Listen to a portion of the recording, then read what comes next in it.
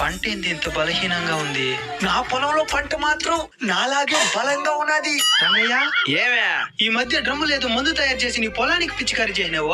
ఆ తర్వాత నీ పంట చాలా ఆరోగ్యంగా కనబడుతున్నది. ఆ మందు ఎలా తయారు చేసినావు చెప్పేమే, నేను కూడా తయారు చేసి నా పొలానికి పిచికారి చేస్తాను. ఆ ఊరికని చెప్పేస్తారుండు. రంగయ్య బాగున్నావా? బాగున్నాను సారు.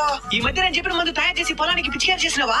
చేసినాడు సార్. దానికి నా పంట అంత ఆరోగ్యంగా ఉండేది. మరి నీ పక్కన అయితే కూడా ఎలా తయారు చేసుకోవాలో చెప్పినావా? ఓడికని చెప్పేది. ఏమైంది రంగయ్య? పక్కనుడు బాగుపడితే నాకు నచ్చొస్తా. పోదురుగా. ఏనా దిగులుగా ఉండవా? పంట సరిగా పండడం లేదయ్యా.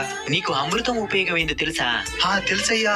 దాని తాకిన శరీరం ఎలాంటి అనారోగ్యాలు రాకుండా ఆరోగ్యంగా ఆనందంగా చావే లేకుండా బతుకుతారయ్యా. శరీరానికి అమృతం ఎలా పనిచేస్తుందో నేల సారవంతానికి జీవామృతం అనేది ఎలా పనిచేస్తుంది. జీవామృతమా? దాన్ని ఎలా తయారు చేయాలో ఈ మధ్య రంగయ్యకి చెప్తే తయారు